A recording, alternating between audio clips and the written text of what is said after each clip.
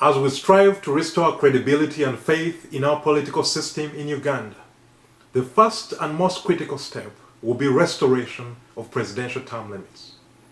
The elimination of presidential term limits in 2005 created an aura of hopelessness in our nation. Hopelessness is a very dangerous state of mind. It can be harmful to individuals and can also break the stitches that hold society and communities together. Without hope, we can't have dreams. Without dreams, there's no ambition. And without ambition, we're a lifeless nation. A nation without a soul. And a nation trapped in the sea of uncertainty. Since Uganda attained independence in 1962, we have had a total of 8 presidents, none of whom left power willingly and peacefully. Power transition has been primarily orchestrated by the gang. President Museveni, the incumbent, rose to power in 1986 following a guerrilla movement. He laid the foundation for the enactment of a new constitution that was promulgated in 1995. Article 105, subsection 2 of that constitution stated that a person shall not be elected under this constitution to hold office as president for more than 2 terms. However, in 2005, political expediency once again trumped good policy, and as a result, presidential term limits were wiped out of the Constitution with full support of the President. Why is it imperative that we restore presidential term limits in our Constitution? Presidential term limits play 4 critical roles in a democracy.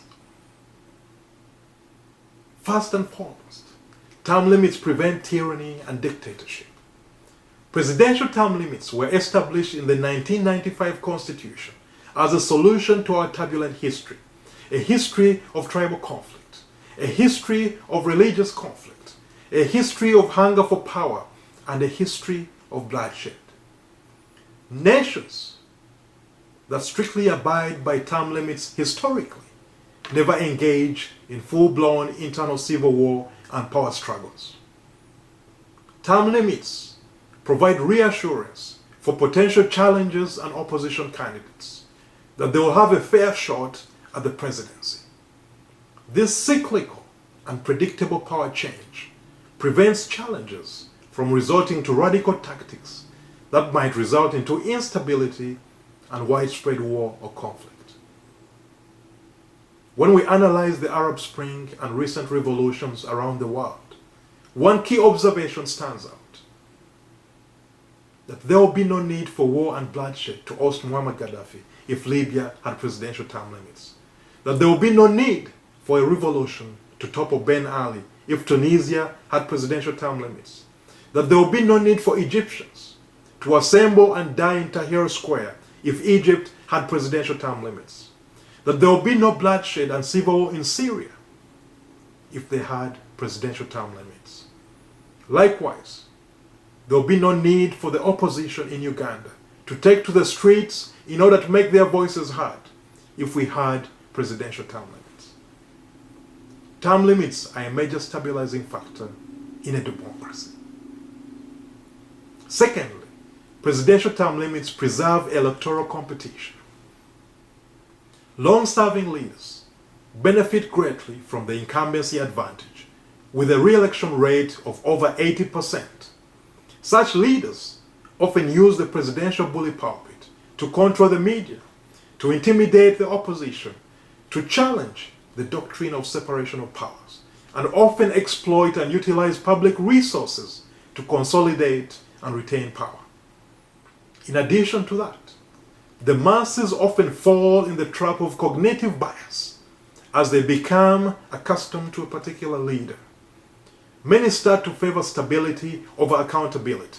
We begin to believe that the devil we know is more appealing than alternative and unproven candidates.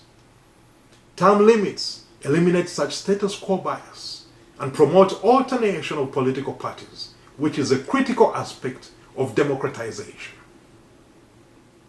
Thirdly, presidential term limits enable the governors to become the governed. as Thomas Jefferson once stated, that the reason for fixing term limits rather than rule for life was that leaders might have an idea that they were at a certain period to return into the mass of the people and become the governed instead of the governors, which might still keep alive that regard to the public good that otherwise they might perhaps be induced by their independence to forget. Presidential term limits create an environment in which leaders are more representative and responsive, an environment in which leaders are accountable. Because leaders are aware that they will soon return to be governed, they are more likely to focus on policies that benefit the public rather than manipulation of policy to consolidate and maintain power. Under such a system of governance, we are less likely to have leaders holding on to power due to fear of being prosecuted once they leave office.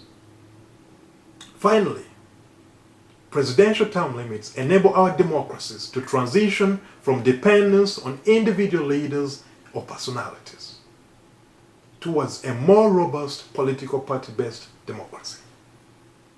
No individual should have a monopoly to govern. It has been evident over the course of history that nations that rely on individual politicians suffer from a power vacuum and run into chaos and civil strife once that leader ceases to exist. Individual-based government systems create a barrier to entry for potential candidates and impede cultivation of successors due to the intimidating factor of established candidates. Term limits are a protective shield that prevents individuals from gaining absolute power.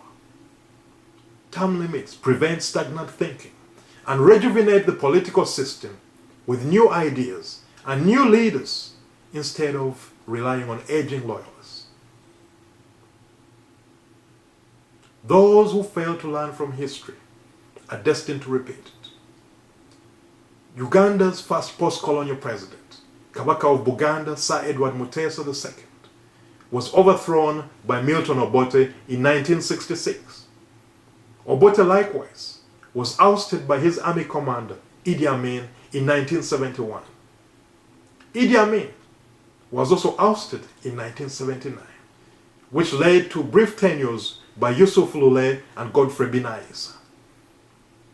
In 1980, Milton Obote returned to power following disputed elections and was ousted by General Tito Okello in 1985.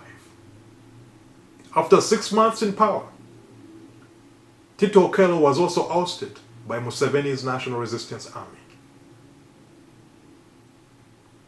The critical question for Ugandans and our current crop of leaders is, how do we stop history from repeating itself?